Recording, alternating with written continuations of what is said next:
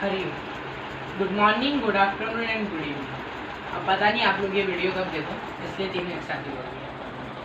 My name is Miraj Chaurasia and I am from 10th grade. Today's my topic is refraction and image formation in convex lens. आज मैं आपको बताने वाला हूँ कि रिफ्रैक्शन क्या होता है, रिफ्रैक्शन के कुछ डायग्राम, ज़्यादा नहीं है, थोड़े ही है, और रूल्स ऑफ कॉन्वेक्स लेंस और इमेज फॉर्मेशन इन कॉन्वेक्स लेंस 6 होती है, वो 6 हम सारे बताएंगे। तो मेरे पास है अभी वाइट बोर्ड। तो ये वीडियो थोड़ी लंबी होने वाली है इसलिए, लेकिन आप पूरी देखना क्योंकि मैं पूरा अच्छे से और पूरा बताऊँगा। तो रिफ्रैक्शन, सबसे पहले हम रिफ्रैक्शन से स्टार्ट करेंगे। रिफ्रैक्शन नाम सुनते ही अभी पता नहीं है तो दिमाग में आएगा रिफ्रैक्शन होता क्या है, व्हाट इज रिफ्रैक्शन। तो refraction is the change of direction of light when it is moving from one medium to another. तो इसका मतलब क्या होता है, जब लाइट अपना डायरेक्शन चेंज करे एक मीडियम से दूसरे मीडियम में जाते हुए, और वो रेयर भी हो सकता है, डेंसर भी हो सकता है, रेयर टू डेंसर और डेंसर टू रेयर। जब लाइट एक मीडियम से आ रही है और वो अपना डायरेक्शन चेंज कर ले दूसरे मीडियम में जाते हुए, उसे बोलते हैं रिफ्रैक्शन। इसकी एक और डेफिनेशन है, refraction is the bending of light when it is moving from one medium to another. It can be rare to denser और denser to rare. Refraction bending of light है, मतलब लाइट का घूमना, light का, ये refraction है। Refraction is the bending of light when it is moving from one medium to another. It can be rare to denser और denser to rare. ये वही है कि रेयर से डेंसर में जाएगा और डेंसर से रेयर में जाएगा तो अलग अलग जाएगा।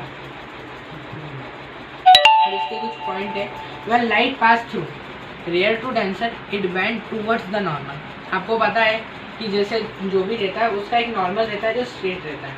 अब जब लाइट रेयर से डेंसर में जाएगी, सपोज कर लो एयर है और ये वाटर है नीचे, अब जब ये लाइट आ रही है तो ये सीधी नहीं आएगी, ये जो नॉर्मल है इसकी तरफ झुक जाएगी। जैसे आप सपोज कर लो ये लाइट है, ये एक तो अपना मीडियम का ये हो गया, ये लाइट है ये यहाँ से आ रही है ना, ये अपना हो गया नॉर्मल।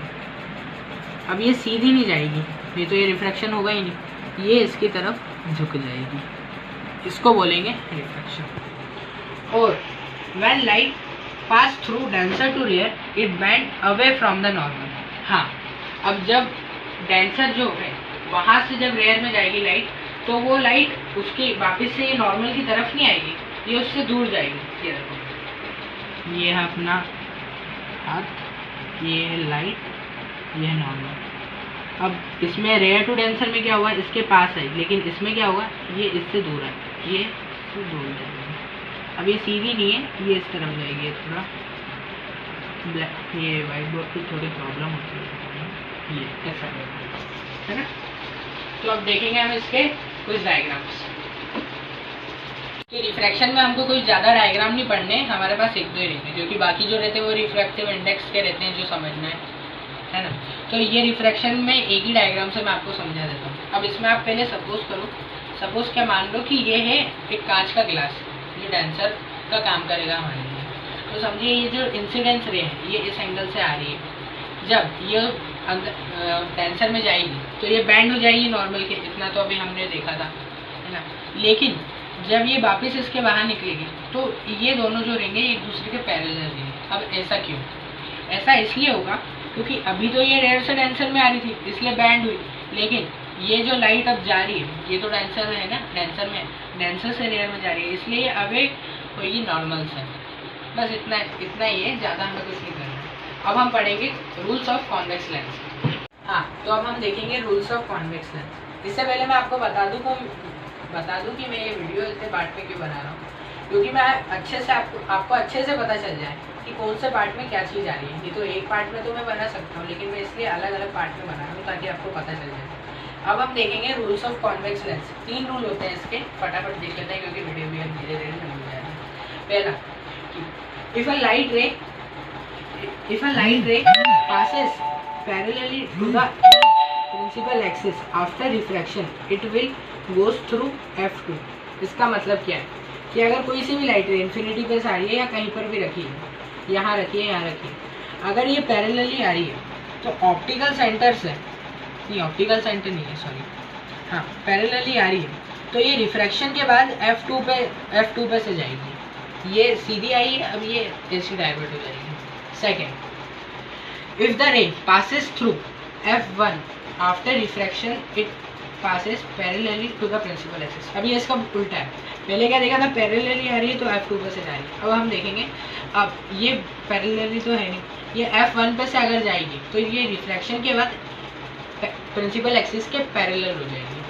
थर्ड क्या है, a light passes through the optical centre do not get diverted. इसका सिंपल से है कि अगर कोई सी भी लाइट किसी भी एंगल से यहाँ से आ रही है, यहाँ से आ रही है, अगर ऑप्टिकल सेंटर पे से जाती है तो ये वापस रिफ्लेक्ट नहीं होगी, क्योंकि अब कुछ बचा ही नहीं ना, कोई सी स्पेस ही नहीं बची इसके रिफ्लेक्ट होने की, एकदम सेंटर पे से जानी, तो ये सीधी जाएगी। तो ये इतने ही थे रूल ऑफ कॉन्वेक्स लेंस, और image formation of convex lens में यही 3 चीज़ें यूज होती हैं। तो अब हम देखेंगे image formation of convex lens.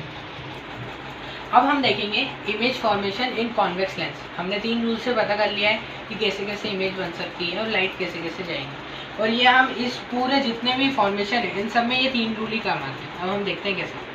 अब ये मैंने पहले से ही सब कुछ बना के रखा है यहाँ पर, ये तो फिर वीडियो बहुत लंबी हो जाती है और आप भी फिर बोर होते धीरे धीरे, इसलिए मैंने पहले से ही बना के रखे हैं। और हाँ, ये मत पूछने लग जाना कि बाकी 2 कहाँ पर है, क्योंकि अभी 4 ही बनाए, जगह नहीं थी तो अब उनको बाद में बताऊँगा। हाँ, तो स्टार्ट करते हैं फर्स्ट से। इस ऑब्जेक्ट इज एट इन्फिनिटी।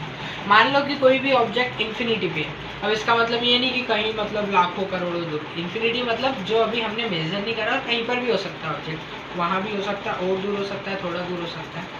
हाँ, तो अब देखते हैं, जब ये पैरेलल आएंगी तो हमने देखा था जब पैरेलल आएगी तो F2 पे से।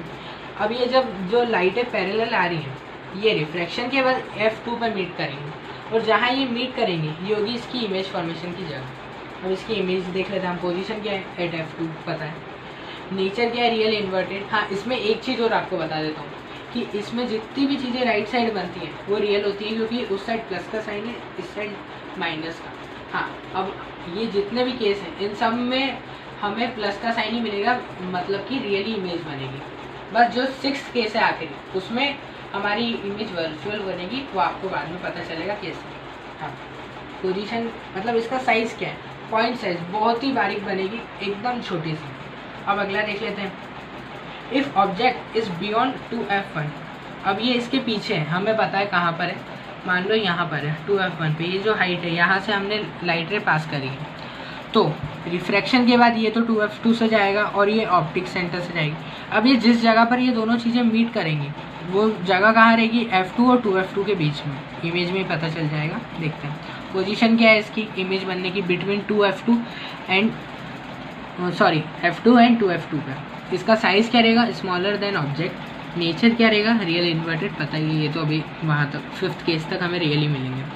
अब ये एक चीज़ और बता देता हूँ आपको इसमें ऑब्जेक्ट की, कि ये हम पता कर सकते हैं इसकी लेंथ के हिसाब से। ये देखो आपको एग्जांपल से सीधे बताते हैं कि ये जैसे जैसे ये इसकी जो हाइट रहेगी, ये स्मॉलर कैसे पता चलेगा, जहाँ इमेज बन रही है उससे लेकर ये प्रिंसिपल एक्सिस से लेकर वो इमेज तक का डिस्टेंस हमें देखना है। और इसका जैसे हम देख लेते हैं, ये है कुछ 2 सेंटीमीटर, और ये कितना है, ये लगभग 1 है, मतलब 1 से थोड़ा ही ज़्यादा है, तो मतलब ये छोटी है। अब हम इसमें देखेंगे कि धीरे धीरे जैसे ऑब्जेक्ट पास आते जाएगा वैसे वैसे इमेज बनने का डिस्टेंस भी दूर होता जाएगा, मतलब बढ़ता जाएगा, और इमेज का साइज़ भी एकदम बड़ा होता जाएगा। देखते हैं 3rd केस में आपको पता चलेगा। If object is eight 2F1, मतलब ये अब 2F1 पे आ गया, ये हमने करा, ये दिख ही रहा है।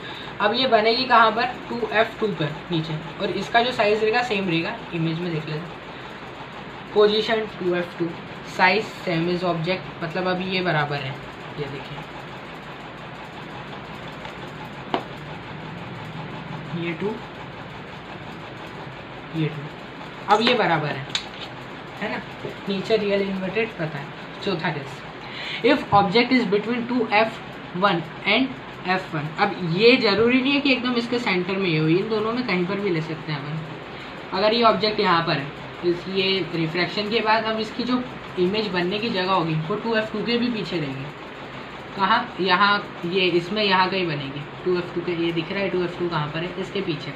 इमेज क्या है, पोजीशन बियॉन्ड 2F2 कहीं भी बन सकती है, वैसे हमने लेंथ मेजर करी नहीं है। हाँ, साइज बिगर देन ऑब्जेक्ट। अब ये जो 5वां 6ठा केस है इसमें भी साइज़ बढ़ते जाएगा क्योंकि हम पास लाते जा रहे हैं और ये लेंथ भी इसकी बढ़ते जा रही है। अब तो ये इसमें मेज़र करने की ज़रूरत ही नहीं, आपको ऐसे ही दिख रही है। नेचर क्या है इसका, रियल इन्वर्टेड, अब पता है। अब मैं आपको बताता हूँ अगले 5 और 6ठा केस।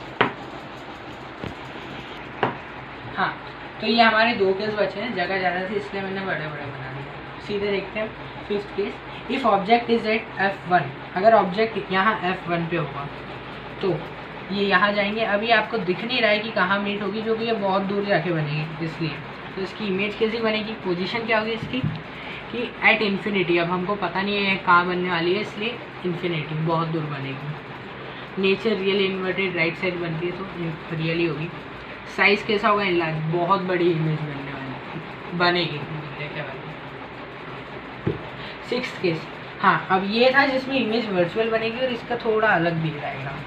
तो if object is between F1 and optical centre, अगर ऑब्जेक्ट ये इतनी पास आ जाएगा, मतलब यहाँ भी हो सकता है यहाँ भी, तो कैसी इमेज बनने वाली है। ये अलग ही आपको दिख रहा है कि ये यहाँ बनेगी ही नहीं, ये दूर ही जा रही है इमेज, तो कोई चांस ही नहीं इसका बनने का, ये बढ़ते जा रही है।